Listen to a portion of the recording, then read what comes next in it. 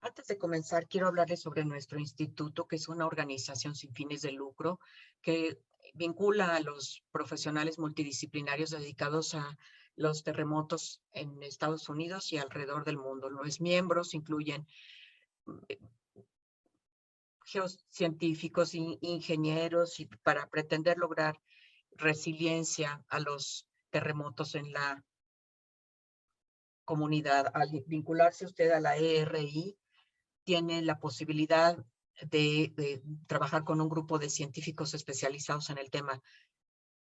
Visítenos en nuestra página web. Este seminario se presenta como parte del programa de experiencia de la ERI, que es un reconocimiento de los terremotos ocurridos en el mundo. Se puede aprender más sobre este programa en la página web learningfromtheearthquakes.org. Se toma información de los diferentes terremotos de los distintos países. El año que entra va a ser el 50 aniversario de nuestro programa y la reunión anual celebrará justamente el programa con algunas actividades. Habrá más información disponible en 2023 y obviamente aparecerá en la página web. Nuestro programa está financiado a través del apoyo de los miembros de la ERI y las contribuciones de los socios. Los fondos de dotación de fondos se aseguran de que se organicen eventos como estos para poder aprender más. Pueden ustedes, para hacer alguna contribución, entrar a la página web. Este año se firmó un memorándum de entendimiento con la Sociedad Mexicana de Ingeniería. Y esto nos da oportunidades de alianza entre la ERI y la Sociedad Mexicana de Ingeniería Sísmica como actividad conjunta. Y ahora voy a pasarle el micrófono a Héctor, quien va a darnos algunas palabras sobre la Sociedad Mexicana de Ingeniería Sísmica, o SMIS. El ingeniero Héctor Guerrero Bobadilla. Gracias a Maggie, gracias a todos, gracias a nuestros oradores y a los asistentes. Nuevamente, muchas gracias a Eri y a todos los colaboradores, al staff, a su presidente, por esta colaboración. Estamos muy contentos de trabajar de manera conjunta. Voy a presentar unas láminas rápidamente, si me lo permiten. Y quisiera iniciar agradeciendo especialmente a nuestros ponentes el día de hoy y a todos ustedes por participar en este seminario.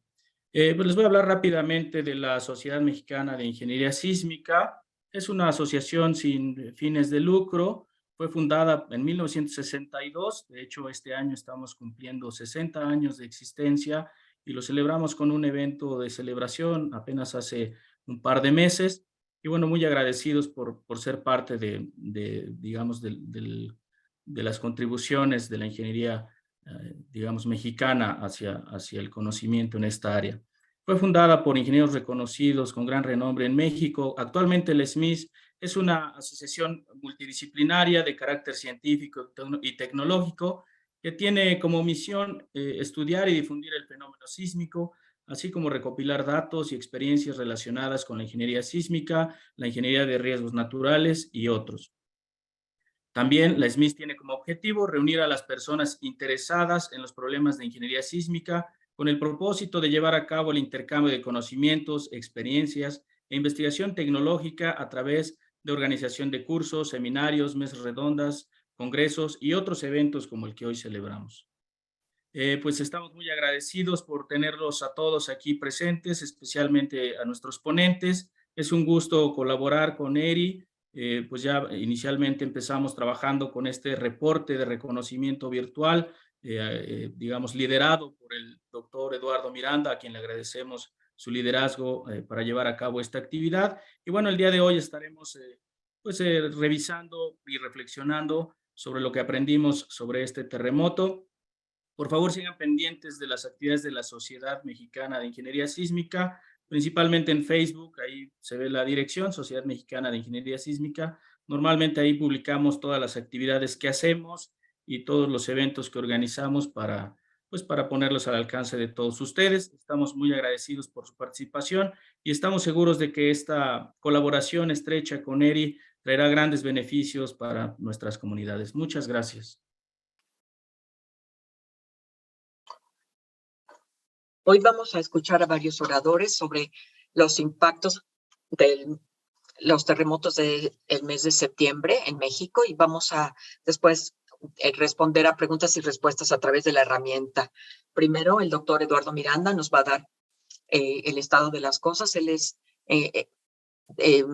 encargado de ingeniería en la Universidad de Stanford. También funge como copresidente del comité del LFE. Eduardo. Thank you, Maggie. Muchas gracias, Maggie. Estoy tratando de proyectar mis diapositivas.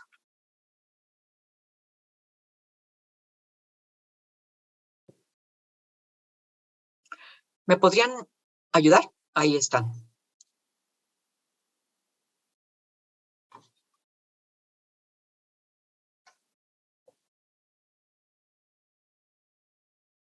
Antes de comenzar, me gustaría darles mi discurso breve de qué se tiene que aprender de los terremotos a nivel de... Cuando yo era estudiante de pregrado en la universidad, sufrimos un enorme terremoto y fue mi primera, lección de lo destructivo que podía ser un terremoto y por lo tanto decidí dedicar mi vida a ayudar a la sociedad en estos casos. Después de llegar a Estados Unidos, aprendí de esta organización y de cuál era la misión, que era justamente lo que yo trataba de lograr y me ingresé en ella. Así que si les gusta la música de rock y ven algún cartelón en la calle, oyendo que se toca el Mesías, por favor, ingresen, entren. Estamos justamente anunciando. Quiero darles un ejemplo de lo que puede ocurrir. Esta es una imagen que muchos de ustedes seguramente han visto del 18 de abril de 1906 aquí en San Francisco. Esta imagen no fue tomada por un ingeniero especializado en sismología y hay, sin embargo, tantísimo que aprender. Y entonces yo pregunto a los estudiantes, ¿por qué es que estas chimeneas, aunque están sobre una mampostería reforzada y son tan delgadas, ¿por qué no se colapsaron? Y por supuesto que la respuesta es que porque había algún tirante o soporte en ellas que ahora no vemos por el incendio.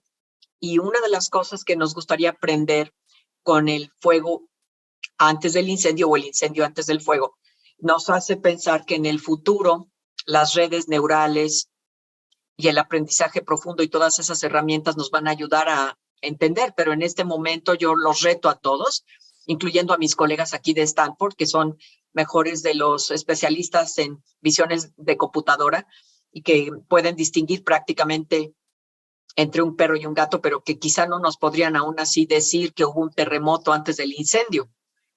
Mientras que la gente, los jóvenes, cualquiera de ustedes podría decírnoslo.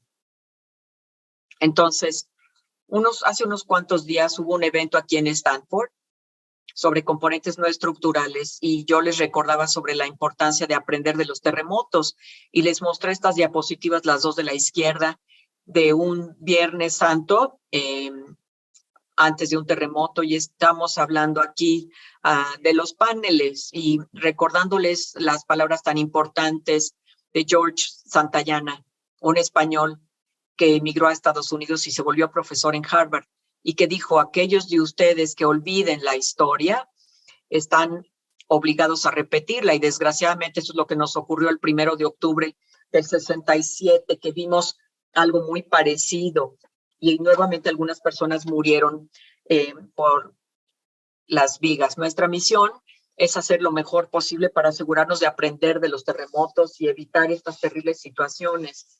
La EERI ha estado haciendo esto por muchos años. De hecho, el primer presidente de la EERI fue Jacobson. Estuvo aquí en el Departamento de Ingeniería Sísmica en Stanford y desde entonces ha sido nuestra visión.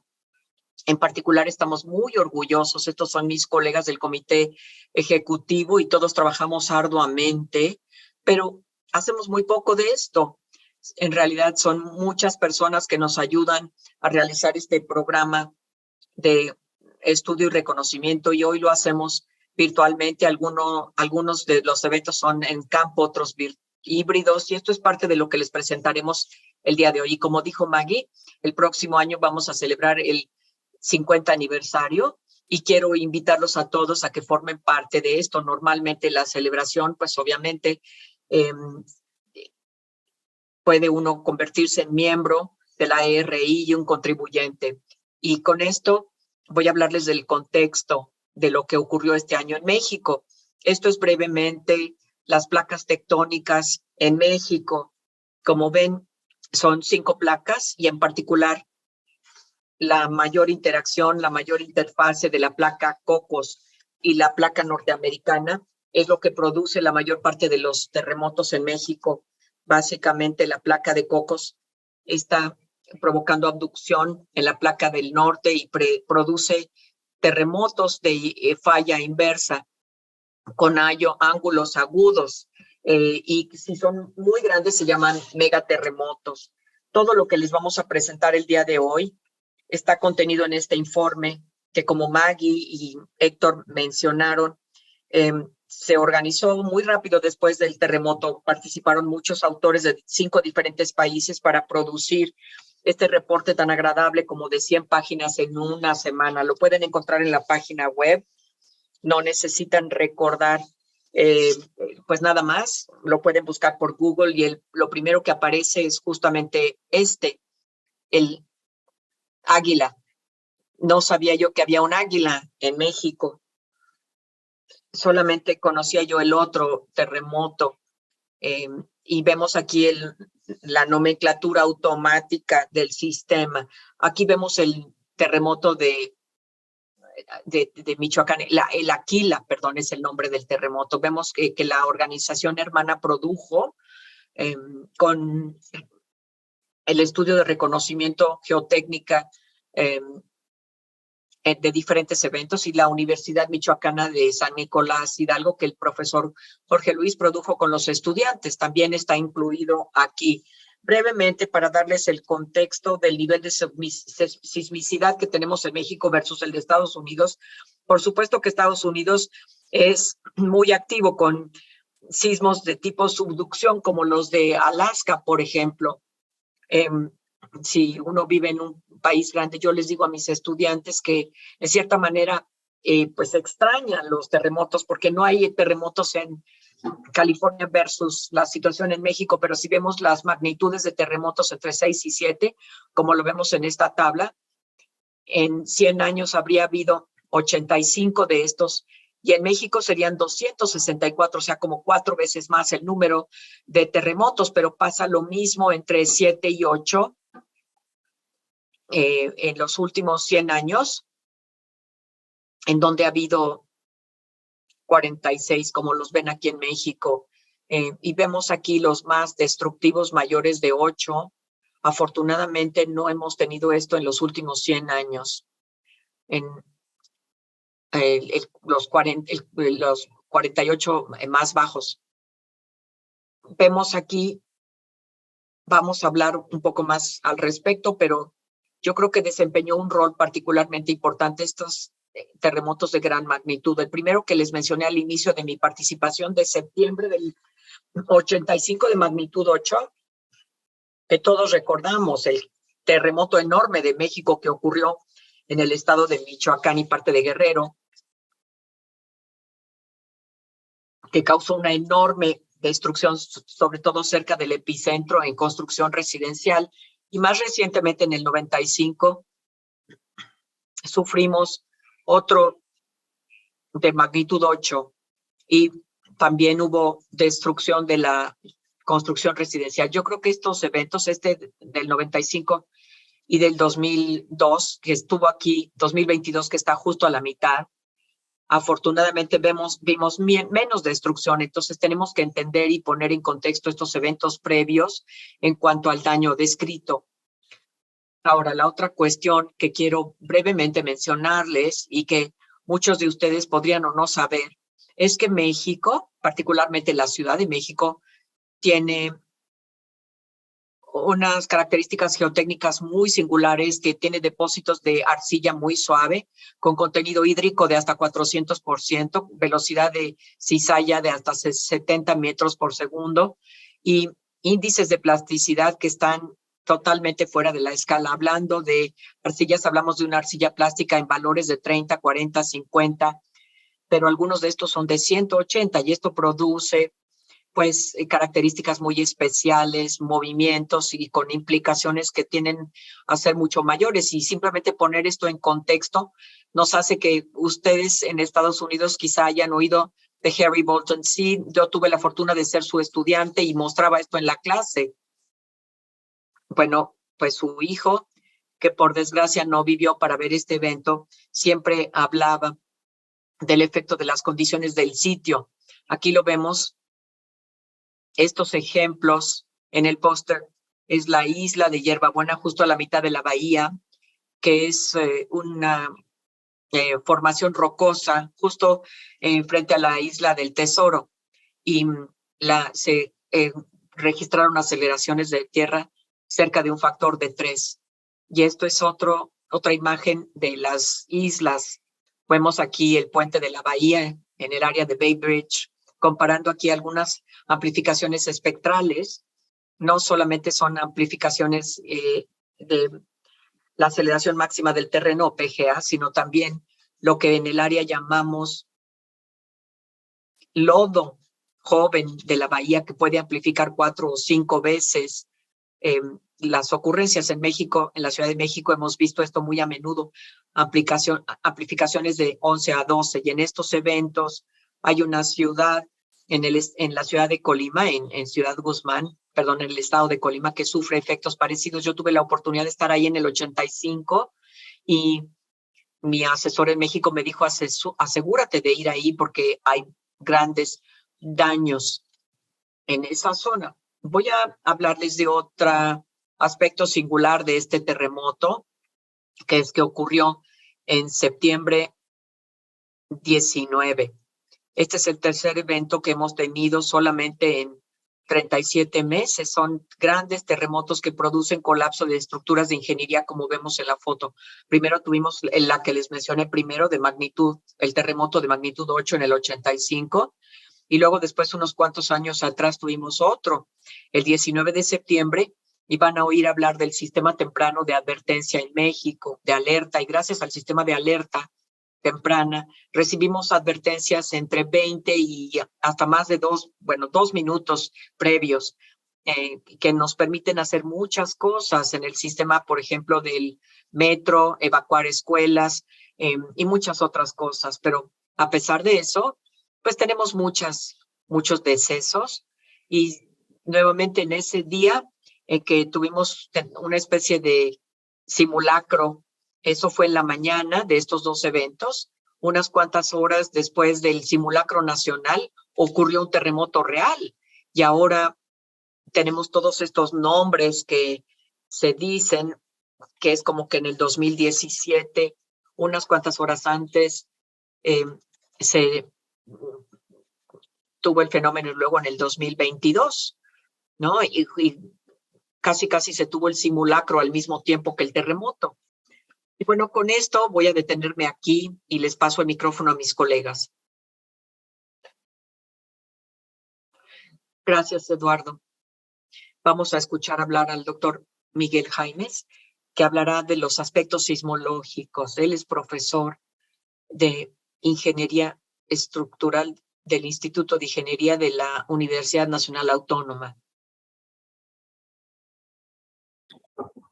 Hi, thank you for the invitation. Muchas gracias.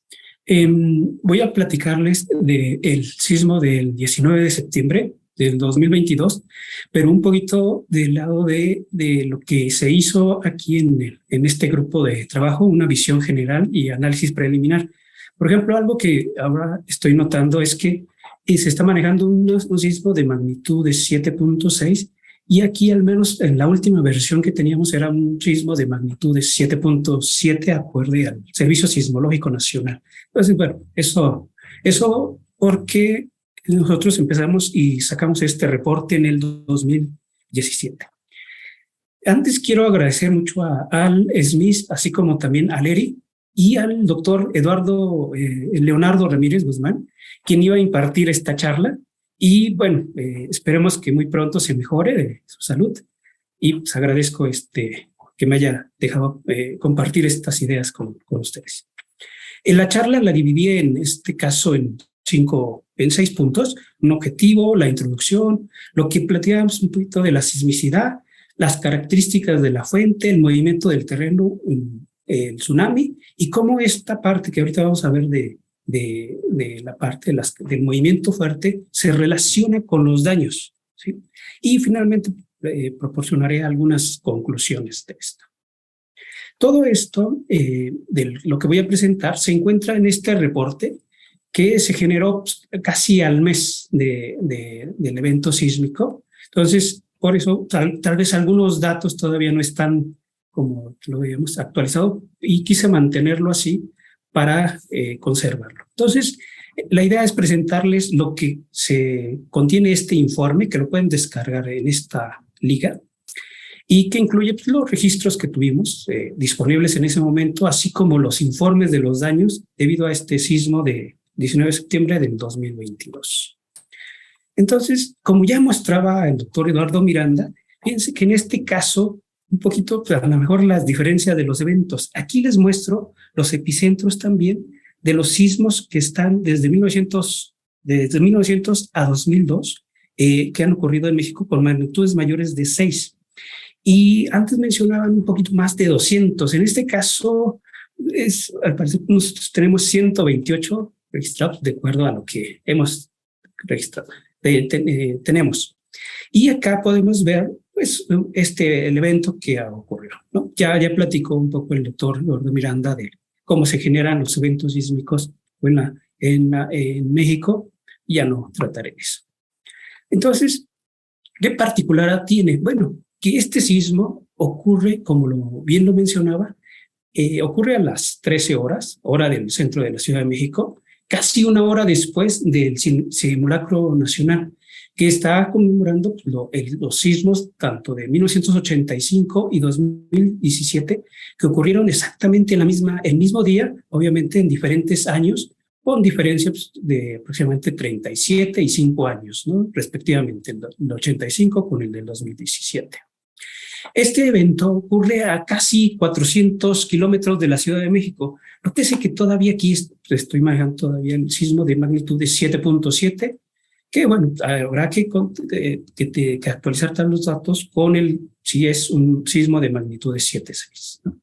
Este sismo pues, es de subducción con un mecanismo de falla inversa, similar en el mecanismo al del sismo del 85 y a una profundidad de aproximadamente 15 kilómetros, ¿no?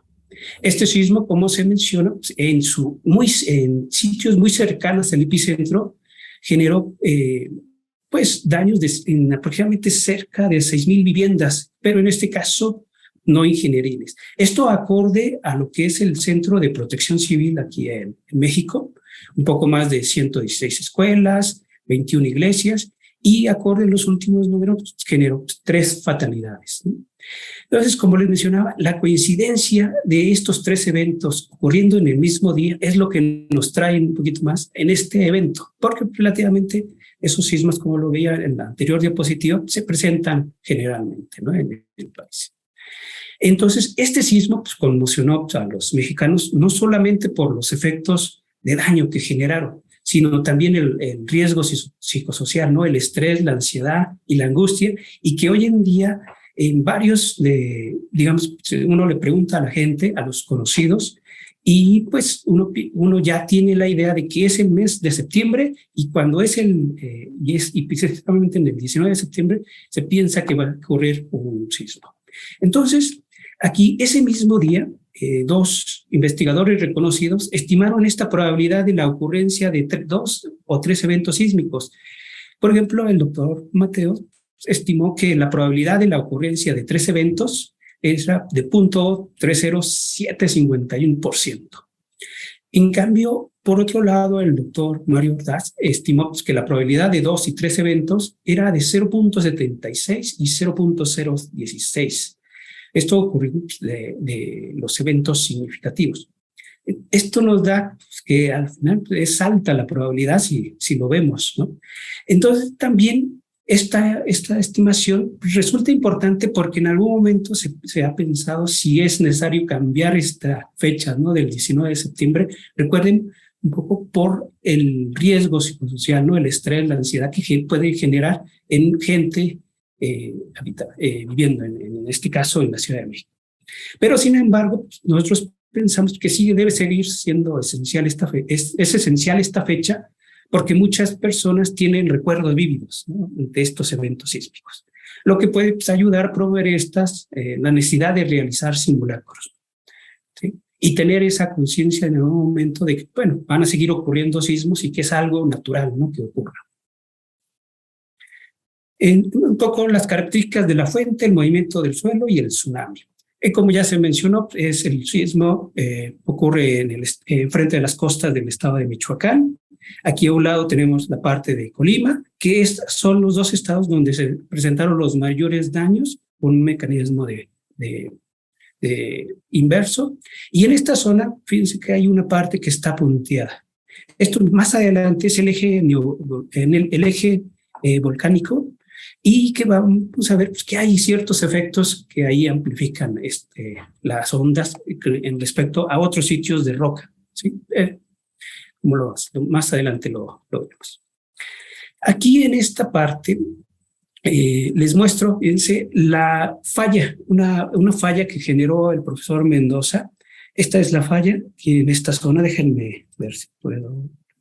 Ok, aquí es esta la falla. Aquí en esta, con una estrella, se marca el epicentro. Y aquí podemos ver que en esta falla se notan dos áreas de deslizamiento, una hacia el noroeste y otra al sureste. Y algo muy importante en esto, fíjense, que el movimiento sísmico al sureste de la falla, las amplitudes y las amplitudes del movimiento son menores con respecto a lo que se podría observar al noreste, en este caso, o al norte, donde se notan unos pulsos de mayores amplitudes. Esto se asocia un poco con un efecto de directividad que más adelante se realiza a través de una simulación para para revisar esta hipótesis, ¿no? Y se tuvieron deslizamientos con picos hasta de casi 1.3 metros en esta zona. Entonces, para hacerlo, se generó una simulación de elemento finito con la herramienta de Hércules, y aquí en esta figura se muestran velocidades horizontales en diferentes instantes de tiempo. Una es a los 17 segundos, otra a los 35 segundos, otra a los 52 y otra a los 87. Fíjense, con la estrella está el epicentro, y nótense, por ejemplo, en el tiempo de 52 segundos, cómo con color oscuro es mayor las velocidades, y en menor son claros, con colores menos claros, ¿verdad? Entonces, se nota cómo se va propagando, y hay un mayor efecto, en este caso, al noroeste del movimiento con respecto al sureste, ¿sí? Eso más adelante lo vamos a un poquito a empatar con la distribución de los daños que se observaron. Inmediatamente a los pocos minutos, el Instituto de Ingeniería genera unos mapas. En este caso les voy a mostrar mapas de aceleraciones máximas del suelo, así como aceleraciones espectrales asociadas, en este caso, al periodo de 1 segundo. Se generan otros mapas en el cual se estiman las intensidades, se dan desde leve hasta fuerte. Y claramente, por ejemplo, a estos pocos minutos se puede contar con las intensidades sísmicas. Entonces, aquí, por ejemplo, pues observamos que las intensidades sísmicas, casi en color rojo, fueron mayores de 150 gales, ¿no? 150 centímetros sobre segundo al cuadrado. Esto, pero realmente también, fíjense que hay una estación que es del Servicio Sismológico Nacional que registró aceleraciones hasta casi de 0.9 Gs de gravedad. ¿sí? Esto nos dice que en el sitio cercano, esta estación estaba aproximadamente a casi 4 kilómetros del epicentro. Entonces, tenemos ya registros de intensidades grandes, ¿no? en la zona epicentral. Por otro lado, también, claramente, el Servicio Mareográfico reportó alturas de ola, fíjense, en Manzanillo, alrededor de 1.75. Para aquellos que no conocen, es un poquito por acá, por esta zona. En esta zona es Manzanillo y aquí es la parte de Acapulco. En esta figura, lo que se muestra son la distribución espacial de la altura de las olas generadas a través de un modelo de simulación de tsunami, el GeoPlot, en el cual también dando lo que es la ubicación del plano de falla y el epicentro se pueden generar. Y fíjense que estas distribuciones pues parecen subestimar un poco, sí subestiman a lo que reportó el Servicio Mareográfico, pero que empieza a ser congruente con lo reportado por el Centro de Alerta de Tsunamis de la Secretaría de Marina, que llegó a presentar variaciones anormales del nivel del mar de hasta 0.82 metros. ¿Sí? Entonces, pues aquí en este caso tenemos hasta alturas de 1.13 en toda la costa. Por otro lado, también empezamos a ver las observaciones que tenemos de las intensidades contra los modelos de predicción que se tienen. Y principalmente escogimos 3 ecuaciones de predicción del movimiento del terreno. Es una que es la que más se utiliza en este caso para la estimación del peligro sísmico en México, fuera de la Ciudad de México, que es esta de Arroyo, pues con una línea roja. La otra es la de Shaw, también muy utilizada. Y una última que fue publicada recientemente por Parker y otros en el 2022, que se utiliza a nivel global, que es en la de color azul. Entonces, fíjense aquí las distancias desde casi distancias, en este caso desde 10 hasta casi 600 kilómetros. Aquí en esta figura se notan, esta comparación se realiza para aceleraciones máximas del suelo, para ordenadas de espectrales de 1 segundo y ordenadas espectrales de 2 segundos. Y aquí con algunos colores, nótense que estos son los sitios que están dentro de la Ciudad de México, que como lo mencionaba el doctor Eduardo Miranda, presenta claramente efectos de sitio. Entonces, estas estimaciones, lo que se llega a observar es que la que es vigente, digamos, del doctor Arroyo, que es hasta a 400 kilómetros válida, pues es adecuada. Fíjense que en este caso, aquí se muestran hasta a las bandas de percentiles que se encuentran. Recuerden nuevamente que este es para un sismo de 7.7. Entonces, es adecuada, pero contrariamente, por ejemplo, en el de distancias mayores, parece ser que la nueva ecuación de predicción parece más adecuada. Sin embargo, recuerdan cuando les mencionaba que había una zona del eje neovolcánico. Bueno, en estos sitios ya se conoce, y bueno, desde hace un poco más de 10, 15 años, que hay unos efectos de amplificaciones regionales. Entonces, por eso parece ser que aquí estos son debidos a estas amplificaciones, que sí la está tomando esta última ley de atenuación, contraria a esta de Arroyo. Pero sin embargo, pues, todavía parece muy adecuado seguir utilizando esta, ¿no? Contrariamente, fíjense, en este caso, para la Ciudad de México se hace el mismo ejercicio, y esto es especial porque la Ciudad de México requiere, hay efectos de sitio, digamos, aún mismo en el terreno firme de la Ciudad de México, sus propias, digamos, ecuaciones de predicción del movimiento fuerte. Y nuevamente noten que en este caso sí parece ser que aquí hay que se está sobreestimando el movimiento de lo que predicen estas ecuaciones de predicción del movimiento con respecto a la que tendríamos. Pero esta fue considerando un sismo de 7.7, a lo mejor ya con uno de 7.6 pues, se puede mejorar y entrar dentro de esta parte de la incertidumbre, y si no, pues revisar, ¿no? También. Entonces, los daños y un poco los sistemas, ¿no?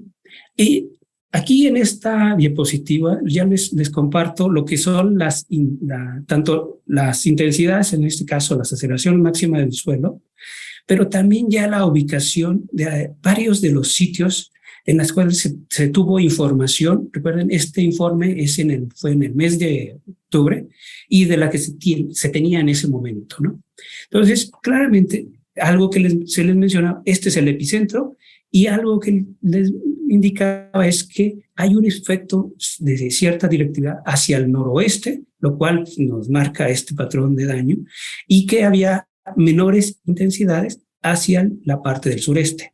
Claro, pues hacia el norte, posiblemente pues aquí haya o algunos efectos de sitio que podrían haber generado esto, pero bueno, eso se tendrá que checar. Pero al menos tenemos como que esa parte de hipótesis para explicar un poquito el patrón de daños. Por otro lado, en la Ciudad de México también se cuenta con un sistema de detección temprana tanto de intensidades como de daños. Esto a los pocos minutos, casi en menos de 10 minutos, se empieza a generar estos mapas de intensidades basados solamente en una estación acelerométrica, en este caso la de Ciudad Universitaria, aquí en la universidad, en la UNAM.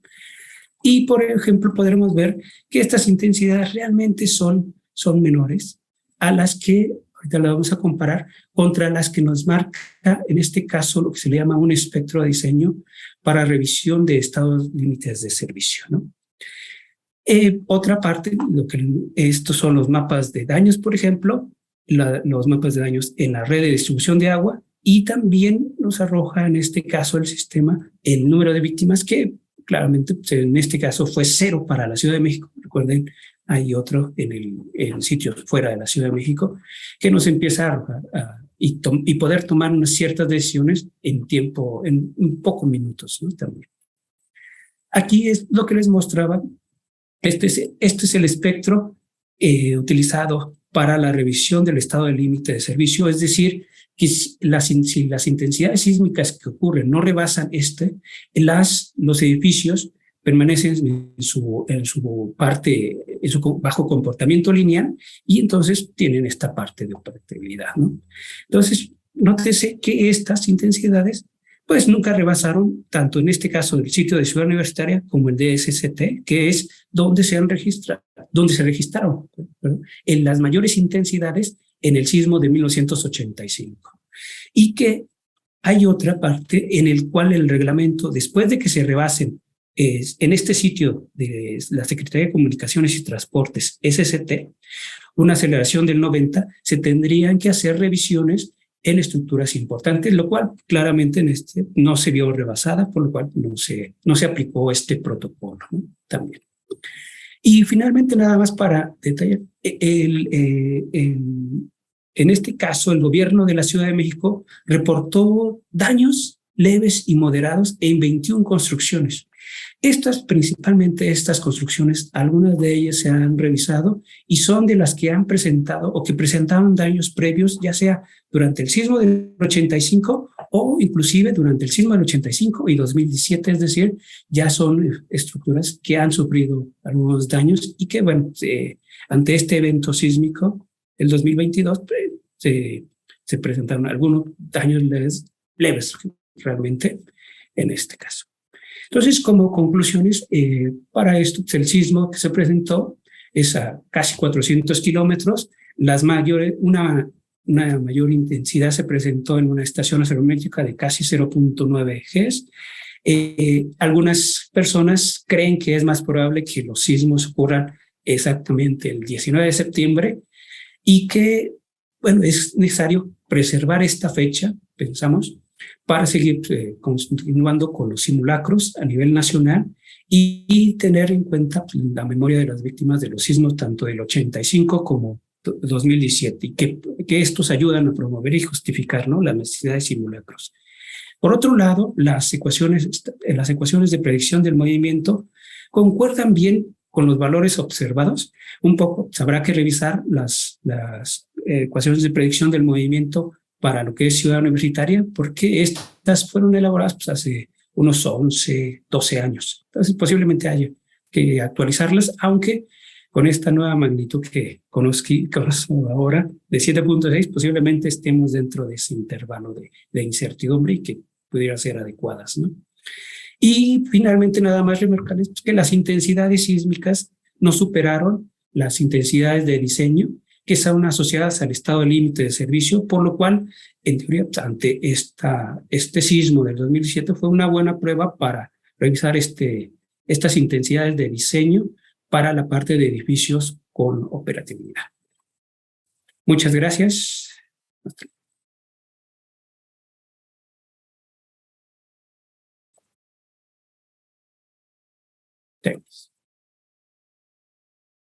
Gracias, Miguel. A continuación, Juan Miguel Espinosa, fundador y director general de CIDES, el Centro de Instrumentación Sísmica y Registro en México. Gracias, muy amables. Vamos a abrir aquí. Ahora, sí.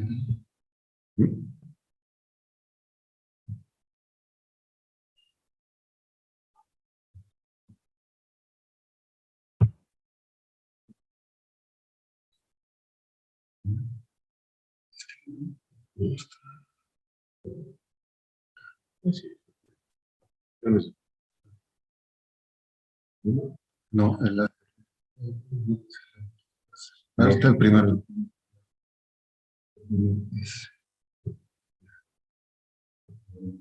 Creo que ya estamos listos. Muy amables por la convocatoria. Es valiosa una plática que inició el doctor Miranda y, por supuesto, el doctor Jaimes. Son trabajos muy complejos y disciplinarios. Estamos en una región donde hay sismos fuertes. La cultura local lo acusa y, bueno, últimamente ya tenemos herramientas muy avanzadas. Nuestro centro existe, como saben, desde 1986. Después del sismo del 85, se vio necesario que se hiciera un esfuerzo de instalar muchos instrumentos en la región metropolitana y adicionalmente para asegurar el servicio de estos equipos hemos hecho electrónica para hacer los acelerómetros, los movimientos fuertes, y gracias a esa experiencia pues hemos podido extender la cobertura más allá de la Ciudad de México y vamos a hablar un poco de lo que es el desempeño de la alerta sísmica. Esta es la cobertura actual de la zona sísmica, donde tenemos instrumentos que son prácticamente 100 instalados desde la Bahía de Banderas hasta la zona del Istmo de Tehuantepec. Es un conjunto de instrumentos que tienen una topología de aquí, donde hay repetidores, en fin, hay una infraestructura compleja de telecomunicaciones que nos permiten asegurar que los datos de un sismo en desarrollo se sepan en lugares que están marcados aquí, en zonas urbanas, están indicadas en este gráfico, y son poblaciones que pueden tener de manera automatizada avisos de alerta. Este es un gráfico de la cobertura y de la, bueno, estamos hablando de 1991, desde que estamos trabajando el sistema, tenemos prácticamente medidos, aquí este es el historial de más de 30 años, del trabajo que lleva el alertamiento sísmico. Tenemos sismos chiquitos, la mayoría, menores de 6, otros entre 7 y 11 sismos grandes en rojo. Este año hemos podido medir 7. Los amarillos son los recientes de septiembre. Llevamos más de 11.600 réplicas medidas detectadas en esta región, y las dos más importantes, el sismo principal y una réplica del día 22 de septiembre, fueron alertadas adecuadamente. Entonces, la discriminación del sistema es muy robusta, y aquí, pues en el historial del sistema, en más de 30 años hemos podido medir también como 11.500 500 sismos y solo 76, los más fuertes, fueron alertados. Los rangos de sismos están entre 3.5 y 8.2, el del Golfo de Tehuantepec, pero bueno, son los números pesados del sistema que pues dan la confianza de que debe de ser perfeccionado y extendido. Nosotros tenemos la producción de la electrónica, aquí son aspectos de la estación de campo en estos 100 lugares que vamos a ver, y toda la electrónica originalmente se había comprado en 1986, recibimos que tuvimos que mantener en servicio, y estos son elementos electrónicos que pudimos proponer para asegurar las funciones. Tenemos la capacidad de armar y de probar sistemas que están viendo como de vanguardia y mantener lo que está en servicio. El acelerograma que vemos aquí en sus tres ejes, norte, sur, norte, vertical y este-oeste, muestran obviamente el arribo de la onda P. Tenemos a los 3 segundos posibilidad de determinar un rango posible para alertar, dependiendo del valor que nos dé este primer estimador. Podemos decidir hacer un alertamiento también para sismos profundos, de los que no nos da tiempo de esperar. Tenemos algunos lugares de la República donde tenemos sismos de más de 100 kilómetros de profundidad. En Oaxaca, por ejemplo, no podemos esperar a ver la S o 2S-P, y se puede alertar con este criterio de 3 segundos. Si la onda S llega antes de 3 segundos, pues se considera que el determinador es en S-P, y el criterio original para alertar se desarrolló para sismos de la costa Guerrero, y podíamos ahí, para sismos relativamente someros, dar el 2S-P y tener un determinador. Esta información se concilia con la estación que llama en cualquier lugar del país donde tenemos estos números, y dependiendo de su distancia hacia la Ciudad de México, pues determinamos hacer alertas federales si el sismo es mayor de 6, si está un poco arriba de 5.5, en esta banda podríamos también generar alertas. Ocurren sismos más cercanos a la región metropolitana de la Ciudad de México, deben ser mayores de 5.5 para que podamos dar un aviso automático de alerta. ¿Cómo operan estos algoritmos? Puede estar a su disposición en estas publicaciones que me permiten mostrar en el boletín de la Sociedad Americana. Están explicados estos criterios, se publicaron en el 17, en el 18 y el más reciente. Pero bueno, son de la fecha.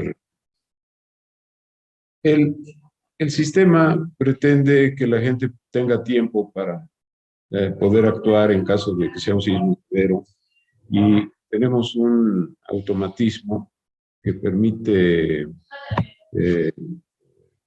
ver que el dato llegue a la población. Tenemos originalmente emisoras comerciales de radio, televisión, AM, FM, y algunos enlaces experimentales desde 1993.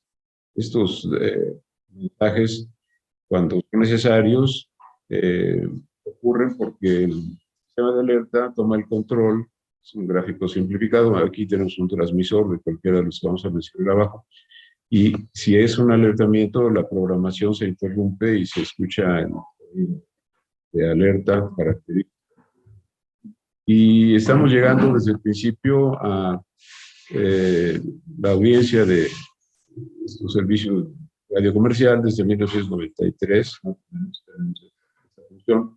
Poco antes ya teníamos el metro de la Ciudad de México, que ha dado servicio muy valioso para proteger a los viajeros del sistema del metro de la Ciudad de México. Y originalmente iniciamos con grupos de escuelas de enseñanza básica que participaron con permisos de sus padres, nos dieron permiso de poder hacer experimentos de ensayo de la alerta en el ámbito escolar. Obviamente se ha ido ampliando el servicio a agencias de bomberos, a agencias de protección civil, y todo lo que es las fuerzas de tarea. En el caso de funcionarios, tenemos edificios públicos que tienen la función de alertar. Y más recientemente también se integraron, con apoyo de la autoridad del local de la zona metropolitana, recursos de altoparlantes, que son una herramienta que ha hecho muy fácil que la gente, aunque no tenga un radio a la mano o algún otro dispositivo, pueda enterarse, porque es una región urbana. Tenemos un desarrollo reciente. Los radios Public Alert y NOAA fueron perfeccionados con un código especial para reconocer los alertamientos desde el 2008, y hemos tenido apoyo del gobierno local para que estos receptores, inclusive del gobierno federal, se pudieran traer a México. Y trajimos un número considerable de radios. No son todos los que deberíamos de tener, pero son casi 100,000, son un poco más de 90,000. Aquí están los altoparlantes. Desde el 2015 el gobierno consintió que esto se difundiera a través de sonido, y el Cell Broadcast, que apenas el gobierno, las autoridades de telecomunicaciones en el país decidieron que los teléfonos que se vendan en México tengan la función de broadcast, y esto nos permitirá agregar una vía de difusión de avisos de alerta, y todo esto debe de ocurrir con mucha rapidez para que la población tenga el máximo lapso de oportunidad para responder. No se consideran aplicaciones como un recurso útil para estos propósitos, porque la tecnología de telefonía móvil es compleja y es llamada por abonado, entonces eso alenta mucho el éxito de un aviso. Aquí vamos a ver la siguiente lámina. Es el lugar de México donde ya tenemos cobertura de señales. Transmisores, que todavía son pocos, son 11 transmisores en esta región, donde es la zona metropolitana de México, en Puerto Rico, en Guerrero y la capital, y en Oaxaca también, hacia Morelia. En fin, tenemos transmisores que dan una cobertura a un número considerable de pobladores, y los receptores, que es este modelo que aparece en el gráfico, tenemos de este orden 90,000 puestos ya con la población para que se enteren de manera automática. Este es un avance, es un recurso muy avanzado que se usa mucho en Norteamérica para transmitir casi 80 calamidades diferentes, y en México debemos integrar todo este recurso a las fuentes de información, a Conagua. En fin, hay una serie de instituciones en México que están midiendo fenómenos riesgosos que pueden ser comunicados a través de este receptor, que sería, pues además, ya se puede usar para advertir sismos. Es un avance que ya llevamos 30 años prácticamente de evoluciones regulares, y quisiera mostrarles aquí la película donde tenemos cómo se desempeñó el sistema en el sismo de septiembre. Vamos a mostrar uno. Es una película que dura 120 minutos. Perdón.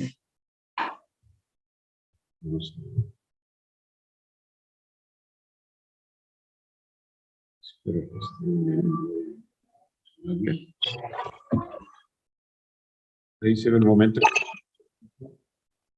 En Michoacán se ve los mensajes.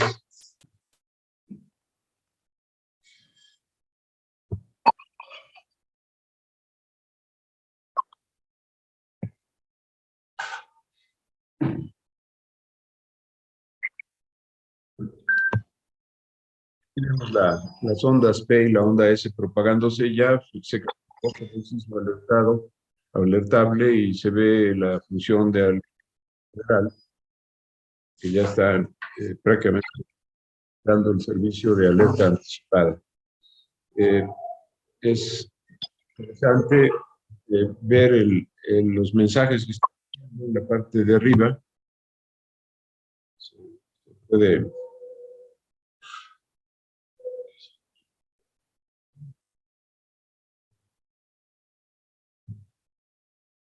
perdón que se detuvo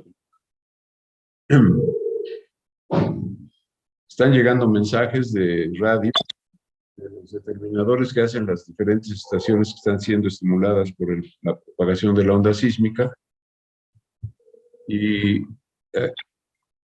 hacia el final, que no aparecen las aceleraciones, las norte-sur, las este-oeste y tales, que el módulo de aceleración máximo, y esto se está recibiendo en el servicio sísmico.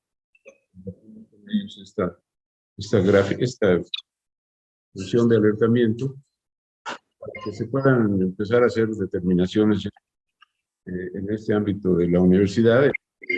Podemos saber la coordenada del temblor, la hora de origen, el tiempo de origen, en fin, aspectos que son los que desarrolla la universidad de sus institutos.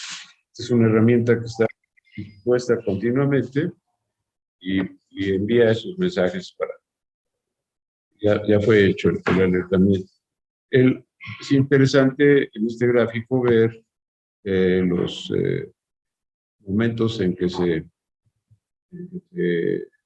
tienen registro cerca del centro, en la estación 5 en Michoacán y la 4 se determinó alertar y aquí aparece la línea azul y del momento que fue alertado están algunos acelerogramas medidos en ciudades de Lima, en Morelia, cada vez hay más segundos de oportunidades, más lejana la ciudad a la región de Cualcomán, donde fue el centro. La Ciudad de México tuvo aproximadamente 110 segundos, de acuerdo con esta propuesta de la llegada de la onda S en el Valle de México. Entonces es una oportunidad interesante que, por cierto, hace un momento en Colima tuvimos mediciones de aceleración de más de 100 grados, máximo y el mínimo 160, y este es el componente este-oeste. En el norte-sur llegamos a medir prácticamente más de un GAL, 2 GALs pico a pico en este mismo lugar. Estamos prácticamente en el epicentro y es una oportunidad muy interesante de poder tener este recurso para alertar a la población. Como apoyo para las autoridades, nos pidió el poder mandar una información complementaria. Este es un mapa que podría quedar a su disposición si nos envían un mensaje a través del correo, no el WhatsApp, sino el Telegram. Si se inscriben y nos envían su nombre, podríamos inscribirlos. Este mapa, en la Ciudad de México puede estar sonando la alerta de manera espontánea, por el caso de un sismo. Dependiendo de cuál estación llama, podríamos saber a qué distancia se encuentra de donde va a llegar el fenómeno. Podemos tener, pues, con parámetros más o menos característicos, la velocidad de la P, en cuántos segundos va a llegar, la velocidad de la onda S, en cuántos segundos va a llegar. Esta barra policromada nos está mostrando la intensidad de los registros locales que acaban de disparar la alerta. Se considera un sismo fuerte y quedó alertado. Entonces esto sale automáticamente en los teléfonos móviles para que la gente que está a cargo de servicios de protección civil pues puedan tener idea de por qué se está sonando la alerta y qué tiempo podrían tener para actuar.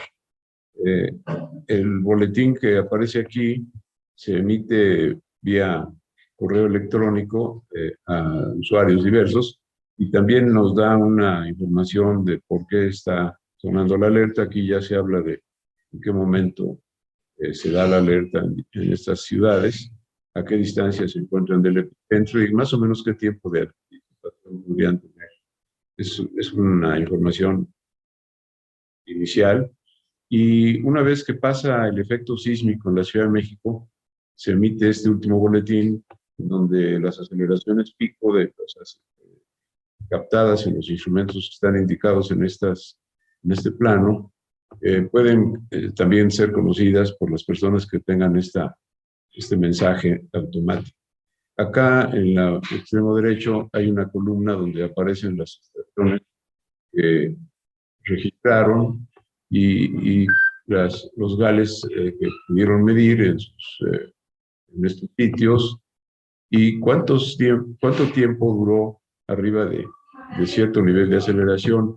Este es un reporte que se va a proporcionar en la medida en que se consiente que termine el registro, y este es el tiempo que duró el efecto sísmico arriba de un cierto grado que se establece, y nos da pues un conocimiento adicional que también el Instituto de Seguridad de las Construcciones, que es nuestro principal patrocinador histórico, pueden tener conocimientos para pues, estimar el daño estructural que se pudiera esperar una vez que se hagan los recorridos. Tenemos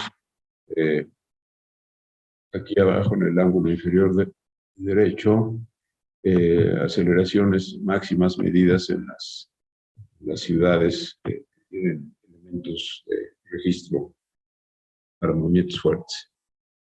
Otros aspectos del análisis automático que se hace, se empiezan a comunicar vía Twitter, se empiezan a comunicar a través del sitio web del centro.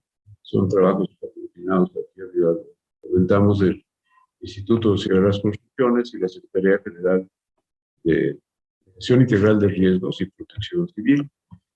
Todo esto ocurre con cierta rapidez. Este resumen podría ayudarnos a ir hacia el final, que es, se detecta un sismo aquí al extremo izquierdo, y una primera estación lo reconoce como un sismo que debe ser dada una condición de prealerta. Si hay una segunda estación cercana que confirma que es un sismo peligroso, automáticamente el proceso del mapa que acabamos de ver se dispara. El otro mapa o la película que pudimos recrear también inicia. Si ustedes tienen estas suscripciones en su computadora, automáticamente verían lo que acabamos de mostrar. Cuando se da este aviso de alerta, se echan a andar las emisoras de radios, los altoparlantes, los radios que acabamos de comentar de NOAA Public Alert, y ya se tiene prácticamente la función de advertir a la gente del peligro, que hay un peligro en proceso y que hay que actuar con alguna, pues, alguna tarea de prevención que tengan preestablecida. No, ese es un gran reto, no son iguales los aspectos de cómo prevenirnos para un sismo peligroso, y depende de si estamos en un edificio, en una casa, en qué lugar de la Ciudad de México. Es algo muy complejo por la calidad de sus materiales. Después se prendieron los altoparlantes, se tienen boletines más o menos a los 5 segundos, ya hay un boletín preliminar. A los 15 segundos estamos emitiendo mensajes vía WhatsApp, que aparecen por aquí en el gráfico, también en Telegram, y se echan a andar por comandos de telecontrol todos los aparatos de registro de la ciudad. Hay una red que tiene casi 90 acelerómetros de movimientos fuertes, y edificios tenemos instrumentados para ver su salud estructural, y todo esto en automático se inicializa. Cuando pasa, bueno, van avanzando los tiempos y ya hay datos en el sitio web del centro. Todo esto es un proceso robotizado, no tenemos operadores, y después vemos la gráfica de aceleraciones pico, y un boletín final en donde se puede ver todas las estaciones del sistema que pudieron captar este fenómeno. Este tiempo de 1.6 de onda menos P, de onda S, del tiempo de la S, permite saber que ya el efecto sísmico cruzó la zona urbana, la zona metropolitana, y ya tenemos las aceleraciones pico que acabamos de mostrar. Entonces, bueno, pues es una herramienta. Hicimos un resumen un poco apretado, considerando la brevedad del tiempo otorgado para la plática, pero con mucho gusto, y pues esperamos poder responder. Hay algunas preguntas. Pues, agradecemos la oportunidad a los organizadores, pues, muy amables por su participación.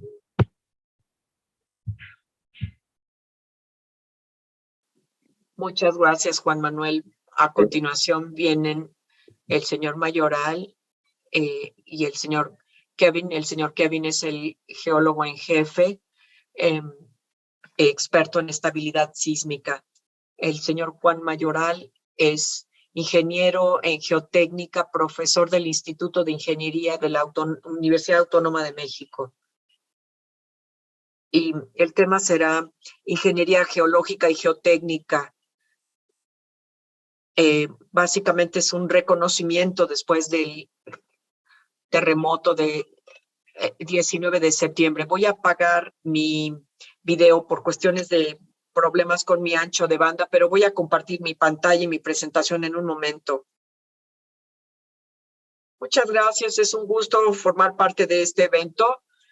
Soy Kevin Clahan, geólogo y geotécnico, y voy a hablarles del terremoto del 19 de septiembre desde 2022 desde el punto de vista geológico. Espero que mi presentación ayude a establecer la pauta para mi colega, el señor Juan Mayoral, que me seguirá. Recibimos el apoyo del GER, como lo explicó el profesor Miranda, bajo la dirección del profesor Jonathan Stewart. También tuvimos el apoyo del profesor Mayoral, del doctor profesor Daniel de la Rosa y Mauricio Pérez. Aquí otra vez un resumen de estas discusiones regionales. Esto es un poquito más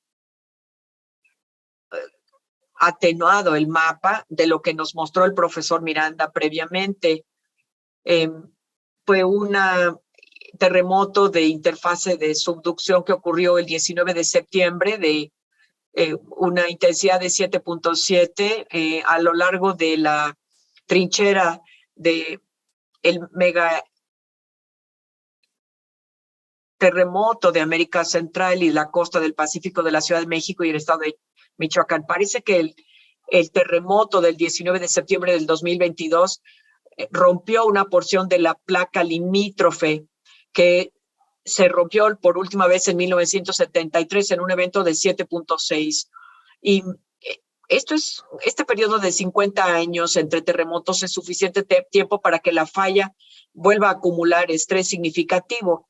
El plano de ruptura de 2022 también coincide con el terremoto de México del 85 y del 86, digamos, la réplica que sugieren que la ruptura de la falla de 85 también está acumulando estrés. Aproximadamente tuvimos una réplica de 6.9 el 22 de septiembre. Así que nuestro estudio de reporte de reconocimiento ocurrió del 28 al 30 de septiembre del 2022, más o menos, o menos de 10 días después de que comenzáramos en Puerto Vallarta y nos extendimos hacia el sur, descendiendo hacia Careyes, Manzanillo, Cihuatlán, en donde pasamos la noche, y después continuamos avanzando por la costa hacia el epicentro en el pueblo de Mahuata. Después continuamos a llegar a Ciudad Guzmán y terminamos en Guadalajara. Vean ustedes que hay varias localidades y cada localidad tiene una observación que realizamos en el campo de si había sido un deslizamiento de tierra o un edificio dañado, y vemos aquí la concentración de las observaciones que aumentó drásticamente a 80 kilómetros del epicentro. Aquí otra vez, como geólogo, buscamos los diferentes tipos de roca que se comportan de diferente manera en un terremoto. Al salir de Puerto Vallarta, condujimos por roca ígnea intrusiva, granito y granodiorita, principalmente en la parte central del estado de Colima. Subyace la faja volcánica mexicana, el eje volcánico, en donde el Nevado de Colima y Colima con sus volcanes se encuentran, y el área del epicentro también se encuentra con un fondo volcánico y caliza y esquisto en depósitos.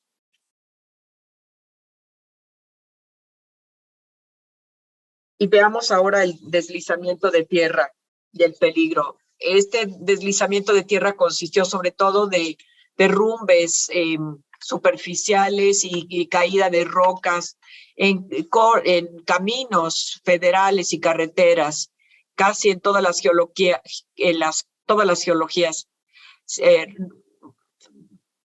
escombro se pudo observar en las pendientes. También estos deslizamientos de tierra ocurrieron y variaron de tamaño dependiendo de la localización, entre 30 y 3,000 metros cúbicos de volumen.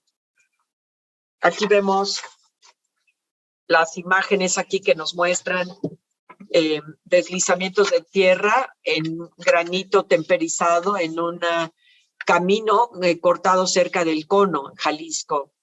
Los deslizamientos y caídas de rocas también se originaron en tajos cortados naturalmente algunos naturales y otros cortados en forma artificial. También se ocurrieron cerca de las brisas, ahí se fotografiaron en Michoacán, y no aparecieron reactivaciones de fallas más tempranas, sino más bien deslizamientos nuevos. Aquí vemos que uno de nuestros colegas está preparando el dron también para dar información al transporte. La Secretaría de Transporte de México, que hizo un excelente trabajo. No hubiéramos podido hacer nuestros reportes sin ellos. Fueron sumamente eficientes, tanto que pudieron incluso manejar los volúmenes, porque han hecho un excelente trabajo de limpieza, incluso a una semana del evento.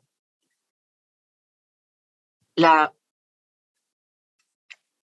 liquedificación, fue una fenómeno relativamente difundido a 80 kilómetros del epicentro, en pueblos de La Zapotera, El Ticuí, Ixtapilla y Marahuata, en Colima y Michoacán. La liquidificación se observó a medida, como características de diseminación lateral, así como rupturas de arena pues que emergió de las fisuras abiertas. Vemos aquí el área costera, el área de la playa, y vemos las arenas saturadas. Una de las características laterales de diseminación más grandes que vimos fue justamente cerca del río de la Zapotera. Vean que hay un puente cercano que no resultó dañado, pero tampoco hubo diseminación lateral. Vemos el mapa desde arriba. Esta es una foto que se tomó del UAB. Vemos aquí el mapa de esta característica de diseminación de la Zapotera de Colima, y ocurrió justamente en la ribera y afectó el desplazamiento de 30 o 40 metros, o sea, de extensión. Evidencia de liquidificación, vemos pequeños volcanes o brotes de arena que se observaron cerca de Ixtapilla, Michoacán. La arena fue expulsada de los puntos a lo largo de la ribera natural lineal, y con la vegetación cercana. Hubo mucha arena expulsada, más o menos 1 metro cúbico. Las fisuras fueron evidentes, pero no se observó material expulsado de las fisuras.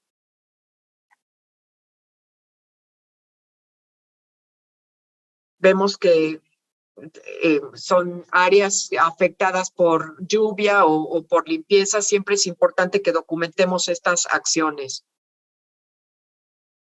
Y las áreas costeras, para ver cómo respondieron estas al terremoto. Otra área cerca de Marahuata, en Michoacán, cerca del epicentro.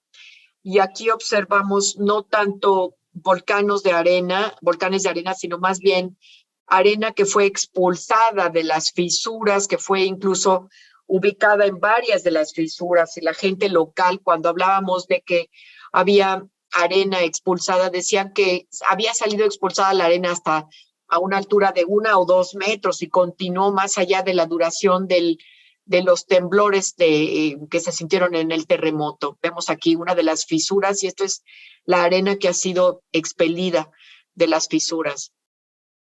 Y ahora voy a hablar brevemente de la evidencia de daño estructural. Hablamos con más detalle en Coahuayana, en Michoacán, encontramos que esta casa de 2 pisos tenía un piso blando y se colapsó completamente. Era una casa de 2 pisos. Del otro lado vemos daño por agitación causada por el terremoto en una casa de mampostería reforzada en Marahuata, Michoacán, y también falla lateral de las carreteras. Esto también es en Michoacán. Medimos aquí el área. Hubo bastante buen comportamiento de los caminos, algunos de los puentes, sin embargo, se desplazaron. Vemos desplazamientos laterales con daños en los puentes. Esto es un típico caso de falla de un puente. Y bueno, quisiera yo transmitirles, ya se los dijimos antes, que sí produjimos un reporte en la GER, el reporte 078. Este es el equipo de reconocimiento. Y invito a todos a que lo lean porque hay muchos más detalles y fotografías en dicho reporte. Creo que voy a detener mi pantalla en este momento, la dejaré de compartir y paso el micrófono al siguiente orador.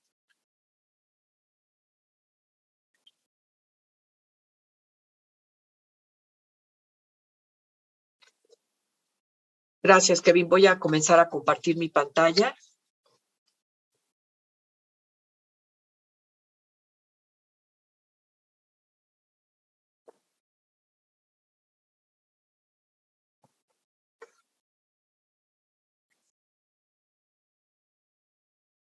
Gracias, Kevin. Primero que nada, quisiera agradecer al comité organizador, a Héctor Guerrero, por invitarme a compartir los hallazgos y observaciones que hemos tenido en este proceso. Todo comenzó el 19 de septiembre, como ya se mencionó. Estábamos a la mitad de nuestra reunión anual. Recordarán ustedes, bueno, para recordar los terremotos del 19 de septiembre, y mi amigo Stuart estaba a punto de dar una presentación sobre la relación previa que mencionamos antes. Hemos estado trabajando con todos estos datos sobre la base de datos de subducción de América Latina.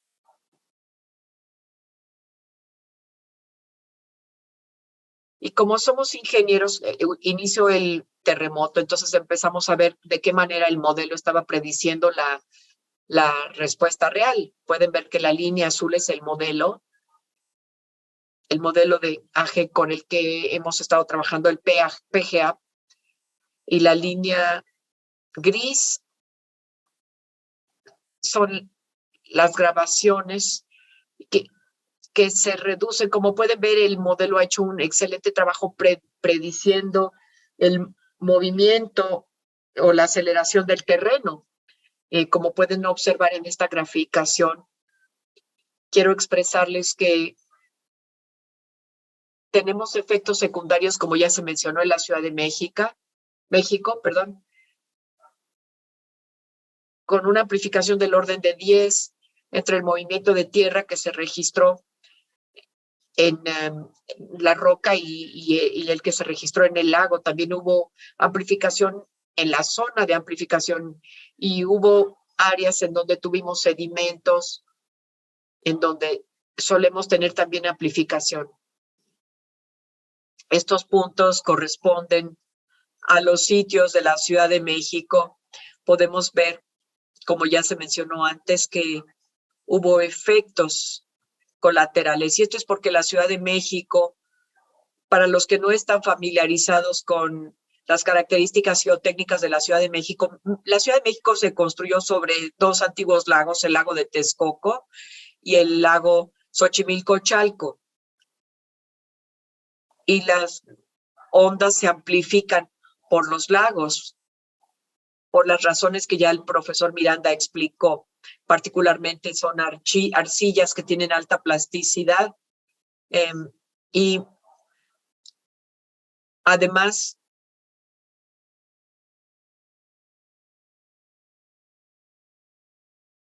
los daños se asocian obviamente con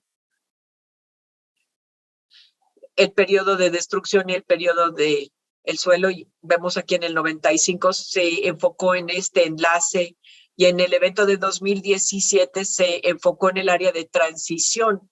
El área de transición está alrededor del lago y después del área de transición tenemos lo que llamamos las montañas de la ciudad. Después de eso, mi amigo Eduardo Miranda me invitó a formar parte del primer reporte preliminar de reconocimiento y también mi amigo Leonardo Ramírez de la universidad que estaba encargado de emitir el reporte oficial por parte de la Universidad Nacional Autónoma de México. Y en ese entonces nos preguntábamos si valdría la pena avisar a la gente del campo porque había otro terremoto en proceso. Estaba yo hablando con John y algo ocurrió y nos topamos con este video en las redes sociales. Era un dique que presentó licuefacción y desprendimiento lateral y la gente de antecedentes técnicos decidieron que iba a ser muy interesante registrar si este patrón se relacionaba con licuefacción y tenía que ver con el temblor de la tierra o un efecto de tsunami. La otra razón por la que decidimos acudir al sitio fue porque tuvimos la suerte, bueno, Kevin estaba pasándosela muy bien en Puerto Vallarta y debido a que ya estaba él ahí, pues decidimos atraer a algunas otras personas de la universidad y formar un equipo, prepararnos para ir de Puerto Vallarta hasta el epicentro y luego hasta arriba. Yo creo que el siguiente paso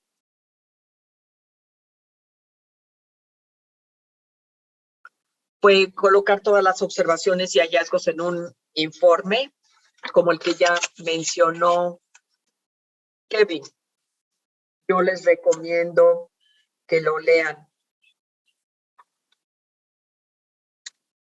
El panorama general se presenta en esta diapositiva. Separamos las observaciones en efectos de sitio, interacciones del suelo y estructura y licuefacción. Tenemos que recordar que fue un terremoto de gran magnitud que llevó a valores muy altos de aceleración máxima del terreno cerca del área del epicentro. Tenemos 0.90 como valor de aceleración pico cerca del epicentro y las estructuras estuvieron sujetas a estos grandes temblores y tengan en mente los números que les voy a mostrar.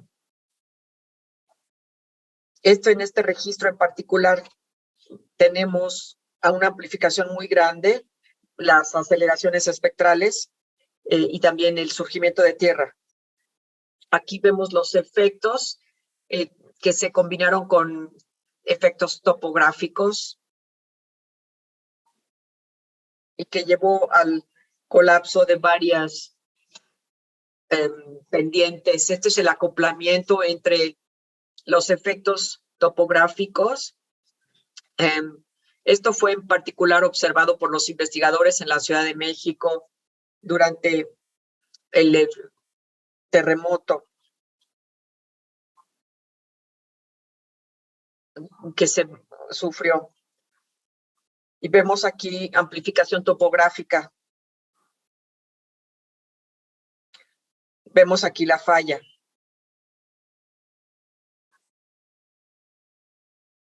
Kevin, Daniel y Mauricio ya explicaron que estaban observando estas fallas en donde teníamos estos fenómenos tan interesantes y también fallas de estabilidad del talud, en donde teníamos un nivel de seguridad de suspensión. Ocurrió el temblor de la tierra y llevó a una falla de la estabilidad del talud. Vemos aquí documentado el curso para calibrar la infraestructura, para poder predecir en dónde tener cierres en estos caminos que detengan la movilidad de una ciudad a otra y poder de esta manera atender la situación. Creo que esta interacción ya la mencionaron otros presentadores. Hubo daños en esta estructura, daños estructurales, por ejemplo, en Manzanillo, un movimiento incoherente entre esta parte de la estructura de concreto reforzado y esta otra que básicamente es una estructura accesoria. Esto se asoció con la rotación de la cimentación. Estuvieron ahí los expertos en levantamiento, pero no pudieron determinar la causa. Hubo una falta de coherencia entre la pared y algunos problemas de interacción con el suelo. También en el levantamiento preliminar encontraron observaciones muy parecidas a las encontradas en la Ciudad de México, en otros eventos en los que tuvimos primeros pisos muy blandos.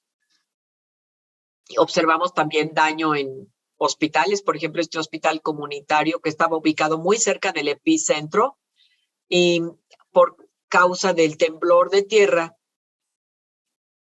hubo mucha interacción con la estructura del suelo que provocó el colapso y el daño de estas estructuras. En lo que respecta a los puentes, me gustaría mencionarles algo.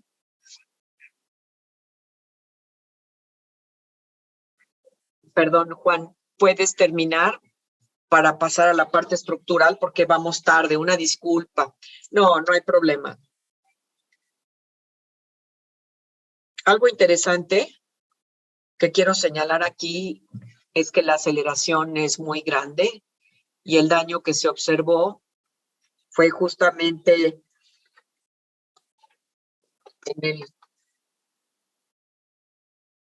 en los estribos del puente, que ayudó a mantener en sitio el puente a pesar de una gran deformación plástica.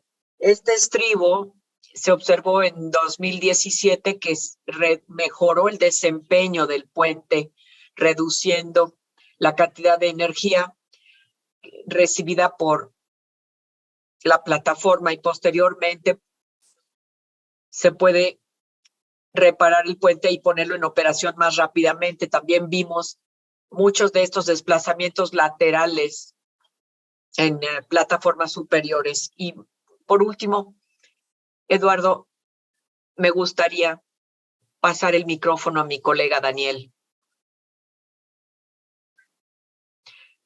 Buenas tardes a todos.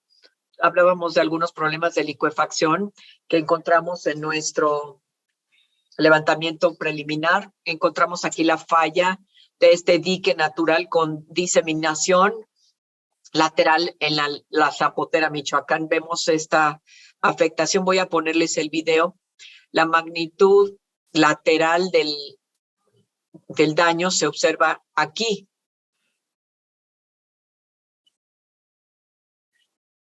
Estas marcas muestran el desplazamiento lateral. Este desplazamiento lateral abrió una brecha cerca de la base de la falla con un desplazamiento lateral de aproximadamente 67 centímetros y un desplazamiento vertical de aproximadamente 16 centímetros. Revisamos y este desplazamiento lateral acumulativo no afectó la estabilidad del puente. Asimismo, la licuefacción estuvo presente cerca de la costa en las diques naturales. Vemos la diseminación en estos taludes.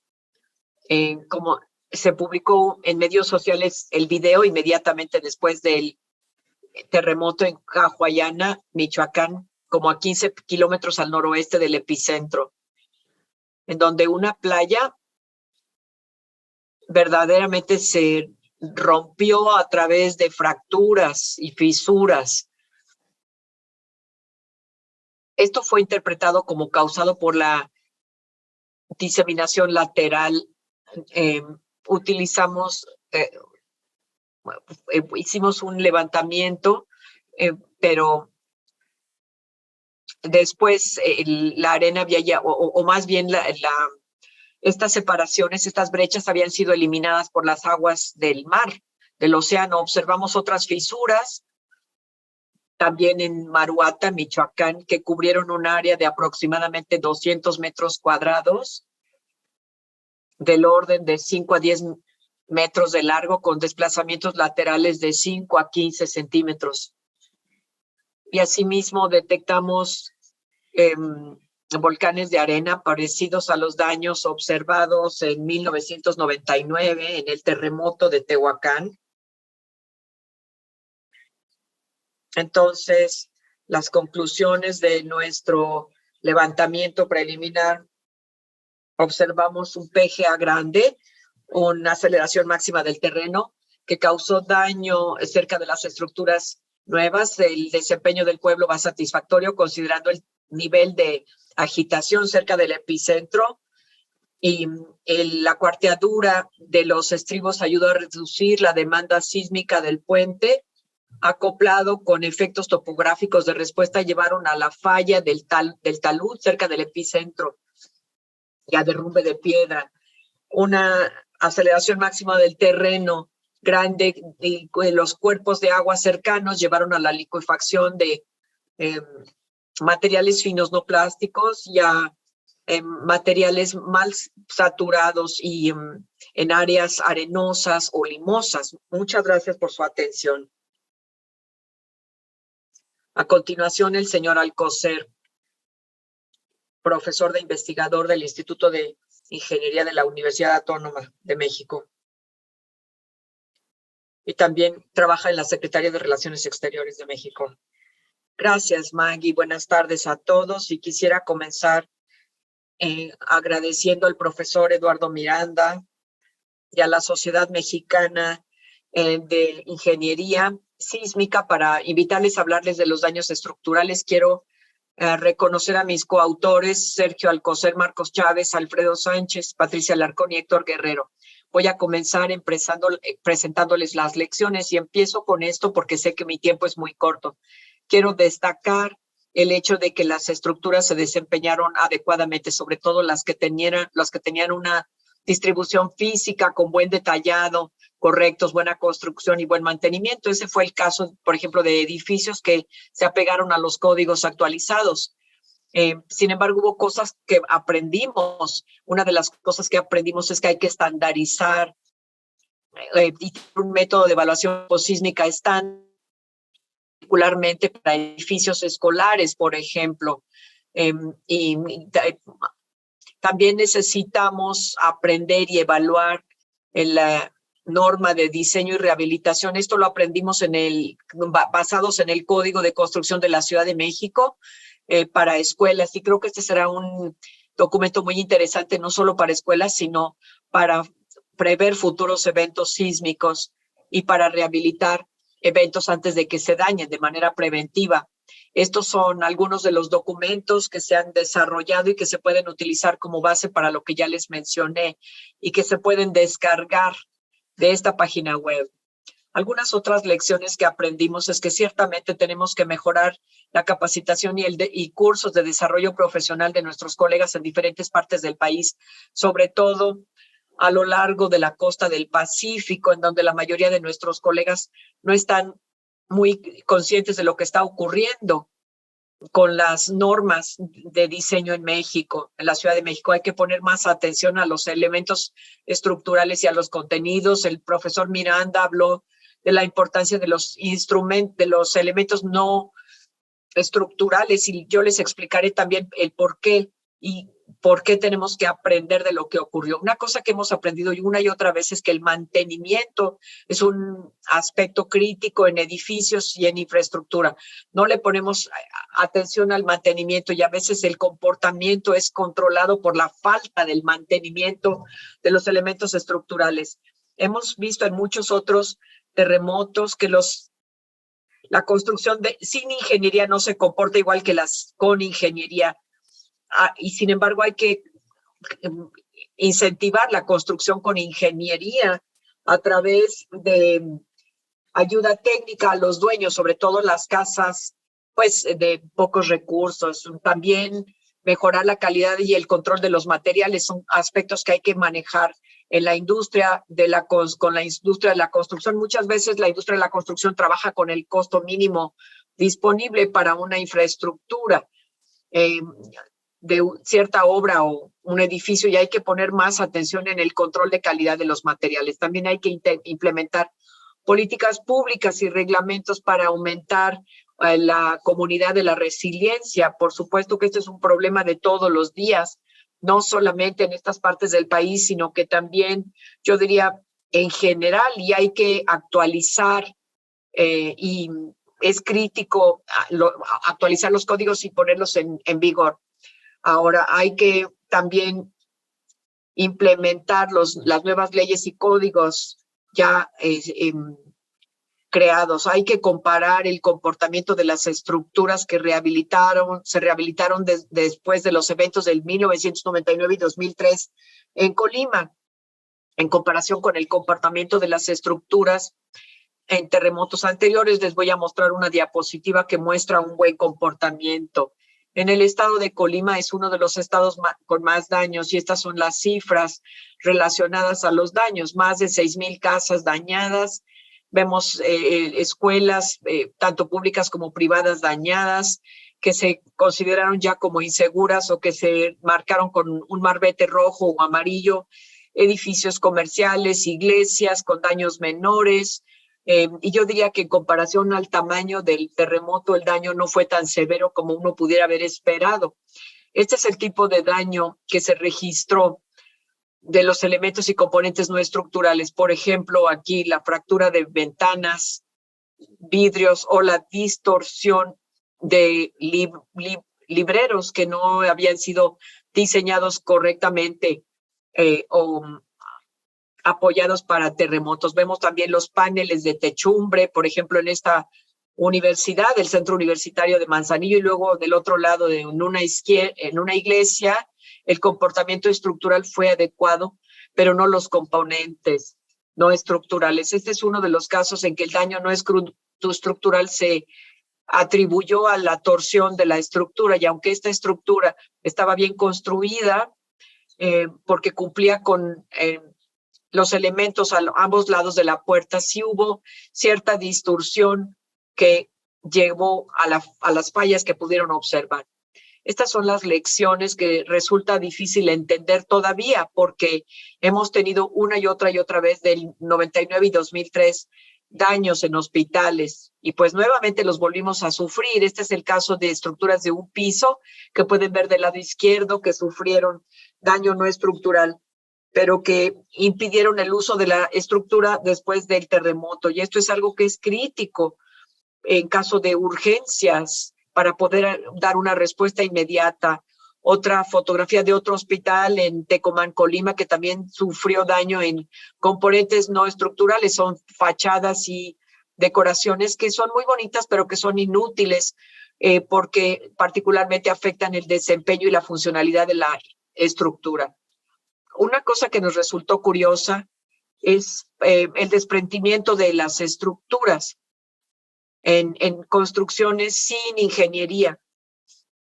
En estas construcciones laterales se desprendieron el mortero por los temblores de tierra, el mortero se desprendió, no hubo ningún daño a la gente, pero sí hubo residuo, escombros importantes. Esto es algo de los que les mencionaba yo antes, estructuras que se rehabilitaron, probablemente en el 99 con columnas de acero, en donde el mortero se cayó durante el terremoto y dejó el refuerzo del revestimiento de acero descubierto. Vemos que hay algunas cuarteaduras, pero la estructura se ve bastante segura. Simplemente se recubrió nuevamente de mortero que se tuvo que reparar, pero esto nos ayuda a saber que este tipo de rehabilitación funciona naturalmente. Ahora, esto es algo que ya se ha presentado antes, es una de las estructuras que provocó la muerte de una persona que estaba parada junto a la estructura. Y esto es algo que hemos observado en otros casos.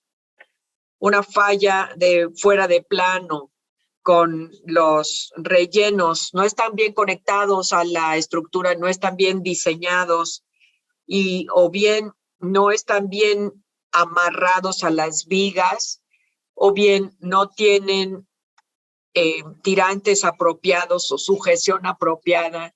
Y en estructuras sísmicas en donde se tienen grandes demandas de estos elementos, pues es típico que observemos este tipo de fallas. Esto es uno de los casos que tenemos que aprender e implementar nuevos códigos para evitar fallas como esta. Otro ejemplo, exactamente el mismo caso, pero aquí un problema muy interesante es que esta estructura ya había sido rehabilitada en el 95 y le colocaron ciertos estribos que se ven del lado izquierdo, las placas de acero arriba de las columnas que se colocaron ahí para evitar la falla. Y sin embargo, no colocaron placas en el interior, así que el colapso de la pared del muro ocurrió hacia el interior de la estructura. Afortunadamente no había nadie allí y por lo tanto no pasó nada, y todo por estas placas que les mencioné. Algo que observamos, sobre todo en edificios pequeños, es la falla de muros divisorios. Vemos que los tirantes son bastante limitados y en algunos casos por que estas paredes de divisoria se colocan cerca de jardines y se riegan, se requiere de un esfuerzo adicional, provocan corrosión y esa corrosión va reduciendo el área transversa de las barras y entonces observamos este tipo de colapso. Como ya les mostré antes, la falta de mantenimiento es aparente en este tipo de estructura, ya sea que sea en losas o en columnas, simplemente se desprende pues el acabado y eso pues no es tan grave, pero podemos saber por el aspecto de las barras que a veces la estabilidad de la losa se pone en riesgo. Vemos esta fotografía del centro de la diapositiva en donde vemos que el refuerzo está totalmente carente en algunos lugares por la gran corrosión que se produce en esta losa en particular. Con respecto a construcciones sin ingeniería, creo que este es en donde observan más la mayor parte del daño en casas no correctamente construidas ni con materiales que deban tener un desempeño apropiado, como por ejemplo mampostería, algunos de adobe, mientras que en algunos casos hay combinación con la madera. La madera se utiliza ya sea para confinamiento. Estas son fotografías de Michoacán, el estado junto a Colima, y hay algunos daños que ocurrieron en escuelas de adobe, pero esto seguimos teniendo algunos edificios escolares que se construyen de adobe en áreas rurales. Estos ya no se erigen en este momento, pero todavía prevalecen algunos. Estos son los daños típicos que se observan en escuelas por parapetos, para muros que se construyen. En algunos casos, en edificios viejos como estos, se tiene un frente de refuerzo muy grande, y a veces el comportamiento es controlado por el efecto de cizalla. Vemos que hay una falla que resulta en colapso eventual de la estructura, en paredes de carga. Sabe que en México utilizamos mucha mampostería en casas, en hospitales, en escuela, y este es el caso de una escuela que presentó cuarteaduras inclinadas. La severidad de estas cuarteaduras es controlada por los sistemas de elementos de confinación, o no son controladas. En este caso, quizá no hay elementos de confinación alrededor de las ventanas, y eso es lo que produce cuarteadura de la mampostería. En algunos casos observamos daño por la torsión. Ya les mencioné un caso, y este es otro caso que ocurrió en Colima, en la ciudad capital del estado de Colima, en donde hubo cuarteaduras significativas de las paredes por las alteraciones por torsión. Y esto se debió a la distribución física de la estructura. He aquí algunas fotografías de las cuarteaduras.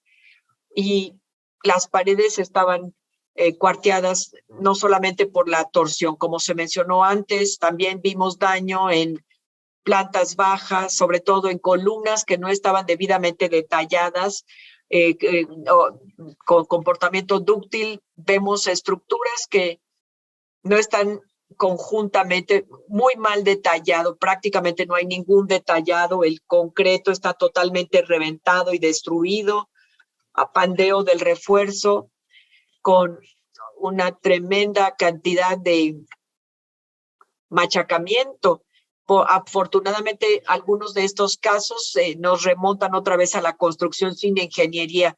No me sorprendería que esta casa hubiera sido hecha con ayuda del albañil local, sin la intervención de un ingeniero en lo absoluto. Y esta es mi última diapositiva, que tiene que ver con los daños que ocurrieron en algunos de los puentes en Michoacán. Del lado izquierdo, en los estribos y tirantes, ya hemos sufrido daños en el terremoto del 99, y esa es una de las oportunidades para aprender de lo que reparamos la última vez en esas estructuras y ver si realmente tuvo un buen desempeño o no. Parece que aquí hubo un daño, pero tenemos que aprender si esa técnica de rehabilitación realmente funcionó o no. Y esto es uno de los casos en donde podríamos, por ejemplo, el director decide tener un pizarrón para dar clases a los niños, pero no se dio cuenta de que había que cortar parte del refuerzo para esto. Ven aquí las columnas que fueron cortadas para poder colocar el pizarrón. Se recortaron las columnas, y ciertamente esto nos dice que no tenemos los procedimientos correctos para cambiar o modificar las estructuras, sobre todo en este caso de escuelas. Y supuestamente no deberían de colocarlos, sino que deberían de recibir la asesoría del instituto local para que revisara la infraestructura. Y este tipo de daño no debería ocurrir, pero como ven, sí ocurre. Y profesor Miranda, muchas gracias. Espero haber podido lograr lo que quería que yo comentara, y espero haberlo hecho en el tiempo que se me asignó. Muchas gracias.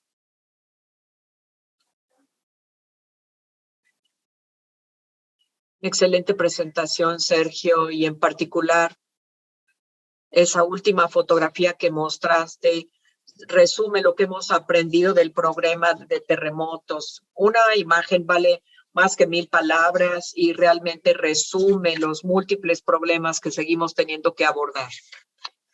Hemos recibido muchas y muchas preguntas y hemos estado tratando de responderlas todas, pero literalmente son cientos de preguntas. Voy a mencionar unas cuantas. Por desgracia ya no tenemos tiempo, pero hubo algunas preguntas en lo que respecta a las diferentes magnitudes que tocamos. La profesora Shirley Campos es una bien conocida sismóloga que nos ayudó a aclarar que las pequeñas diferencias se deben al número de estaciones que USGS se utiliza aquí y algunos de los métodos, y que ambas son correctas y actualizadas, pero es normal que haya estas pequeñas diferencias de la décima parte de la magnitud. Hubo una pregunta sobre el sistema de alerta temprana y su expansión a otros estados. No sé si puedan comentar, Juan Manuel en particular. Flavio preguntaba sobre la expansión a Veracruz, Chiapas y algunos otros estados. Sí, sí me escuchan, ¿verdad? Tenemos 96 sensores y pensamos que la cobertura debería de extenderse a 160. Es recomendación de geofísicos y de sismólogos. Hay algunos lugares que resta por extender la cobertura. Hay estados del sureste, hacia Chiapas, que resta integrarse al sistema. Hubo una experiencia con equipos muy simples que no han dado resultados. Tuvimos una experiencia fuerte en el 2017 con el gran sismo del Golfo de Tehuantepec, prácticamente frontera Oaxaca-Chiapas, y era una oportunidad para ver la calidad del desempeño de estos recursos, y se debió de haber hecho un contraste de lo logrado con el SASMEX y lo que se logró, que fue muy lamentable. Prácticamente no tuvieron una función de alerta en Chiapas. Y bueno, pues es un reto, pero es complejo. Muchas veces la parte técnica no se considera con el debido equilibrio y se van por decisiones de índole política. Pero bueno, sí tenemos el interés el gobierno sabe que hay que ampliar las redes y pues hemos tenido suerte. Este sismo de Golfo de Tehuantepec, muchos años de periodo de recurrencia, pues tuvimos la oportunidad de registrarlo. Hay datos acelerométricos de la región cercana. En fin, fue un muy buen resultado el de esa oportunidad, salvo por el hecho de que no se la cobertura ideal en otros estados. Sí, claro, se limita a prioridades y cuando se trata de políticas se vuelve muy complicado a ambos lados de la frontera. Para darles una idea, aquí en el estado de California, el ex gobernador estaba muy entusiasmado por el apoyo, pero no dio el financiamiento que el gobierno actual está dando. Entonces, ahora está siendo implementado y expandido, pero cuando uno lo mide en cuanto a presupuestos de estos grandes gobiernos, lo que se requiere es minúsculo, pero todo se trata de tener la voluntad política de tener las prioridades correctas.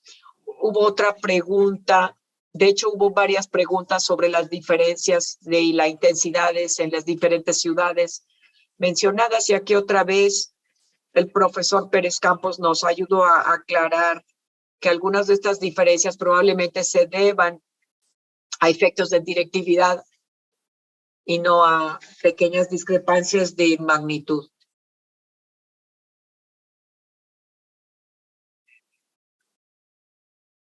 Una de las cosas que el profesor Alcocer mencionó que son claves es que seguimos aprendiendo en todo el mundo, y es el problema de los componentes no estructurales. Él tocó la importancia del cumplimiento de las leyes. En California tenemos la suerte de tener una muy buena agencia estatal que revisa los hospitales, pero no existe ningún equivalente en México ni en otros países.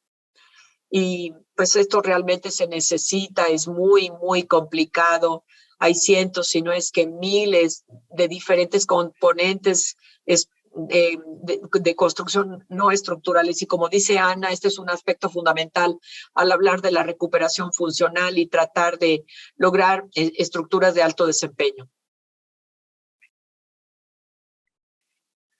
Y creo que con esto, por desgracia, vamos a tener que concluir.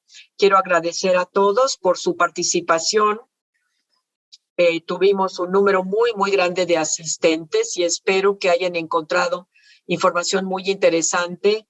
Quiero volverles a mencionar que por favor visiten nuestra página web en donde van a encontrar el reporte de la ERI, de la GEER y todos los demás reportes que se produzcan se van a publicar en dicha página. Gracias por su interés en la ERI, en la SMIS, y esperamos que podamos continuar con esta colaboración, con estos webinarios bilingües y quizá replicarlos en otras partes de América Latina. Gracias y esténse pendientes. Vamos a tener otro seminario, otro webinario sobre el terremoto de Taiwán, que por cierto ocurrió un día antes que este. Y estamos aprendiendo también. Tenemos un grupo de participantes muy entusiastas que está elaborando un reporte y vamos a escuchar su información, pero necesitamos su apoyo. Acompáñennos en este esfuerzo. Maggie, te paso el micrófono. Gracias, Eduardo. Gracias a los oradores. Vamos a tener la grabación del seminario disponible en la página del terremoto y también tendrán más información sobre futuros webinarios. Por favor, respondan nuestra encuesta y de esta manera podremos mejorar nuestros futuros eventos. Gracias a todos por asistir. Gracias.